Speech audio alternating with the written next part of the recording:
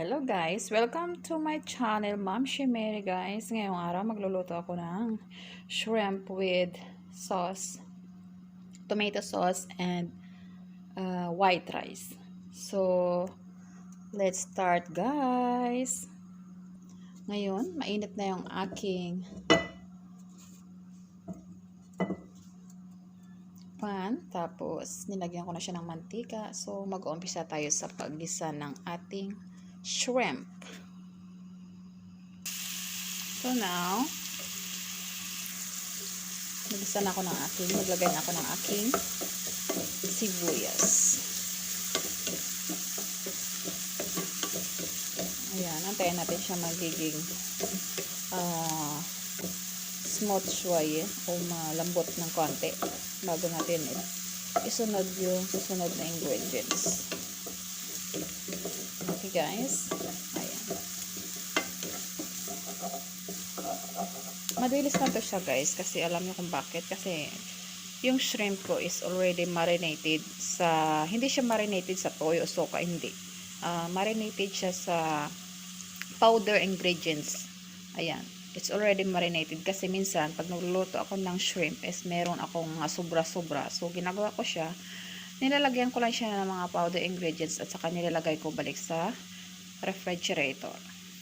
Sa freezer pala. Ayan. So, para kung magluto ako is ready na siya. So, it's easy to me to cook at sa mabilisang pagluto. Ayan. Medyo malambot na siya konti. Maglalagay ako ng aking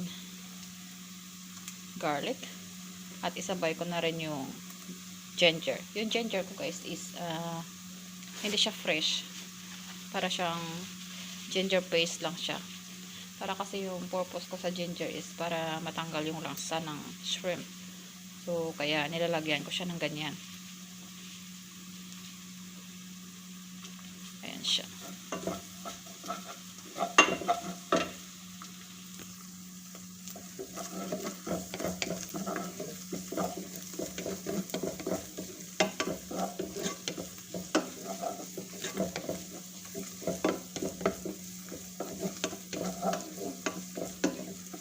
Hindi na ako kailangan maglagay pa ng mga powder ingredients kasi nandun na lahat sa aking shrimp, lahat na ingredients. So, pag naglagay ako dito ulit, so marami na siya. So, hindi na siya pwede. Parang ang dami naman ng powder ingredients. So, sapat na yun para sa aking na marinate na na shrimp. So, I don't need to put anything. Ayan. So, medyo bamango na siya. So, antayin pa natin konti na magiging malambot yung ating onion. At ang mga recipe nito guys ay ilalagay ko lang sa description ko after ng video. Yan guys, naglagay na ako ng aking shrimp. Ayan, kompleto na yan siya guys sa powder ingredients. So if hindi, kulang siya sa salt at saka sa pepper, magdadagdag na lang ako mamaya. Kulang siya. So, ayan. Ayan, muna natin siyang mag-absorb yung bawang, loya at saka yung sibuyas. Ayan, muna natin siya konti.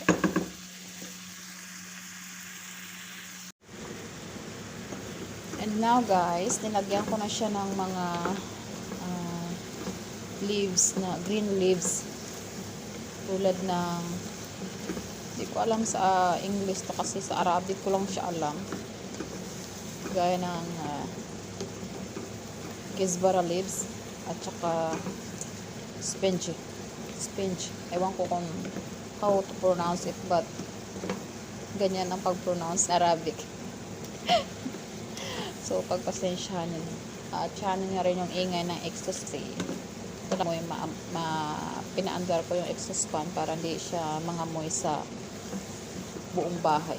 Alam niyo naman pag pasayan, pag shrimp, kailangan may amoy talaga siya. So ayan. So while it's boiling, maglagay na tayo ng ating fresh tomato. Ayan. Yan na siya guys. Medyo may color na siya. So maglalagay na tayo ng ating fresh tomato. Ayan. Tinapon. Ayan siya, guys. Ayan. So, antayin na lang natin siyang mag-absorb yung lahat ng ating mga ingredients na nilagay. At saka mamaya na natin titikman kung anong lasa at anong kulang na pwede pa nating idagdag. And guys,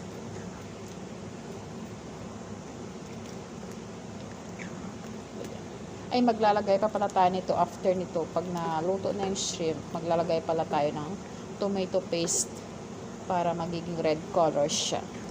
Ayan. Ayan guys. Ayan muna natin kumulo. Ayan guys, nilagyan ko na siya ng tomato paste. At saka naglagay na rin ako ng bay leaves, star anise. Ito ay optional lang naman guys. If you don't want, it's okay. Pero nilalagay ko siya para maging mabango siya. At gumawa na rin ako ng white rice. So, it's already cooked guys. Ayan, please. Ayan, kulong-kulo na siya. Luto na yan guys. So, need pa natin ng wait hanggang sa magiging masarap na talaga siya. Ayan. Please like my video. And don't forget to hit the bell button. And subscribe my channel. Ma'am Shimeri. Thank you for watching guys. Thank you so much. God bless us all.